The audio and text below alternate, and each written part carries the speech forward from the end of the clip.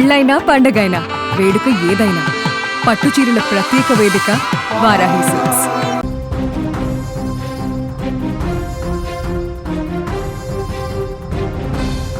పెళ్లి కాకముందే ఒక వ్యక్తితో సహజీవనం చేస్తున్నటువంటి మహిళ విషయం తెలిసి ఇంట్లో తల్లిదండ్రులు తోడబుట్టిన చెల్లె అలా వద్దు సహజీవనం చేయకు అది మంచిది కాదు అని చెప్పి మందలించినందుకు ఆ సొంత చెల్లని అమ్మని దారుణంగా చంపేసినటువంటి ఘటన ఇప్పుడు సంచలనంగా మారింది. చెడు వ్యసనాలకు పాల్పడ్డటువంటి కూతుర్ని పూర్తిగా ఇంటికి వెళ్దామని చెప్పి వచ్చినటువంటి కుటుంబాన్ని ప్రియుడితో కలిసి దారుణంగా హత్య చేసింది ఆ కూతురు.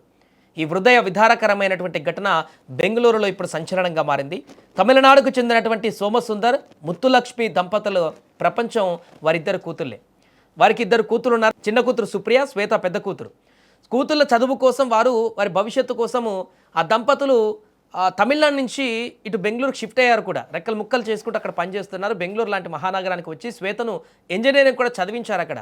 అనుకున్నట్టే ఆమె 2 ఏళ్ల క్రితం ఇంజనీరింగ్ పూర్తి చేసి ఒక మంచి సాఫ్ట్వేర్ కంపెనీలో కూడా జాబ్ చేస్తుంది. నా కాళ్ళ మీద నేను నిలబడతానని ఆఫీస్ దగ్గరే ఫ్లాట్ తీసుకొని ఉంటానని శ్వేత ఇంట్లో వాళ్ళకి చెప్పి తను సపరేట్గా ఒక ఫ్లాట్ తీసుకొని అక్కడ రూమ్లో ఉంటూ ఆఫీస్కి వెళ్ళొస్తున్నటువంటి పరిస్థితి. అయితే ఈ సందర్భంగా తల్లిదండ్రులు ఎంతో సంతోషించారు. మంచి జాబ్ వచ్చింది, తను ఒక ఫ్లాట్ తీసుకొని అక్కడ ఉంటుంది, సాఫ్ట్వేర్ ఉద్యోగురాలైందని గర్వంగా చెప్పుకున్నారు. కానీ ఆ నమ్మకాన్నే శ్వేత పెట్టుబడిగా పెట్టింది. పిలిచినా ఇంటికి రాకపోవడం, ఉండే అడ్రస్ చెప్పకపోవడంతో అనుమానం వచ్చినటువంటి తల్లిదండ్రులు ఆరా తీశారు. అక్కడ తెలిసిన నిజం వారి గుండెలని పిండేసింది. ఆంధ్రప్రదేశ్కు చెందినటువంటి కెనేత్ అనేటువంటి ఒక యువకుడితో శ్వేత ఆమె ఇప్పుడు ఉంటున్నటువంటి ఫ్లాట్లో సహజీవనం చేస్తుందని ఆ తల్లిదండ్రులకు తెలిసి కుంగిపోయారు.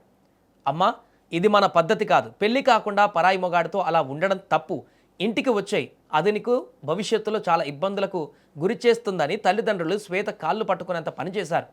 కానీ అప్పటికే ప్రియుడు మాయలో పడిపోయినటువంటి శ్వేతకు కన్నవారి కన్నీళ్లు కనిపించలేదు. పైగా నాకు అతనే కావాలి, నేను అక్కడే ఉంటాను, అతనితోనే ఉంటానంటూ గొడవకు దిగింది. అంతటితో ఆగకుండా ప్రియుడితో వ్యాపారంలో 30 లక్షల నష్టం వచ్చిందని, ఆ అప్పు తీర్చడానికి తనకు ఆస్తిలో భాగం ఇచ్చి తీరాలంటూ కన్నవారిని వేధించడం మొదలుపెట్టింది ఈమె. కూతురు సిగేహల్లిలోని సాయిగ్రీన్ అపార్ట్మెంట్లో ఉంటుందని ఎట్టకేలకు తెలుసుకున్నటువంటి తల్లిదండ్రులు సోమసుందర్, ముత్తులక్ష్మి, అదేవిధంగా డిగ్రీ చదువుతున్నటువంటి సొంత చెల్లె సుప్రియను తీసుకుని సోమవారం రాత్రి అక్కడికి వెళ్ళారు. అక్కడికి వెళ్ళి నువ్వు ఇంటికి వచ్చేసే, ఇక్కడ ఉండకు, ఇది మంచి పద్ధతి కాదని చెప్పేసి వాళ్ళు చెప్పే ప్రయత్నం చేశారు. కోపంతో కాదు, ఎలాగైనా తమకు పెద్ద కూతుర్ని మార్చుకొని ఇంటికి తీసుకువెళ్ళాలనేటువంటి ఆరాటంతో వాళ్ళు అక్కడికి వెళ్ళారు. మాతో వచ్చేయమ్మా, నీ జీవితాన్ని పాడు చేసుకోకని ఆ తల్లిదండ్రులు చెల్లెలు బతిమిలాడారు. కానీ అప్పటికే శ్వేత మనసులో మానవత్వం చచ్చిపోయింది. ప్రియుడు కెనేత్తో కలిసి ఆ కుటుంబం పైనే, కన్న తల్లిదండ్రుల పైన, చెల్లె పైన రాక్షసుల దాడికి దిగింది. కర్కశంగా కొడుతుంటే కొట్టొద్దంటూ వేడుకున్నా ఆ రాక్షసుల మనసు కరగలేదు. ఆ దాడిలో తల్లిదండ్రులతో పాటు చెల్లి కూడా ఘోరంగా గాయాల పాలై ఇప్పుడు చెల్లి తల్లి చనిపోయినటువంటి పరిస్థితి. ఇక వారు చనిపోయారని నిర్ధారించుకున్న తర్వాత అక్కడి నుంచి నిందితులు పారిపోతున్న దృశ్యాలు సీసీ ఫుటేజ్లో రికార్డ్ అయ్యాయి. ప్రస్తుతం దీనిపైన కేసు నమోదు చేసుకున్న పోలీసులు దర్యాప్తు చేస్తున్నారు. పరారీలో ఉన్నటువంటి ఈ ఇద్దరు నిందితుల కోసం గాలిస్తున్నారు.